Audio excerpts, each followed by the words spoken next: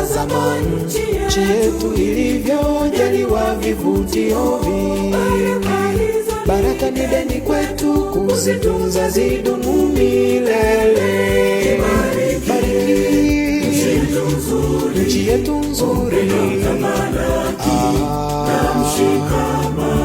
twaomba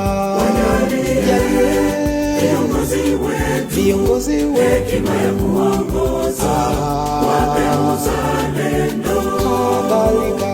Tushirikiane kulinda mali asili, tutunze mazingira kwa vizazi vijavyo. Ni fahari sana na bahati kubwa kwetu kuzaliwa Tanzania, nchi ya amani.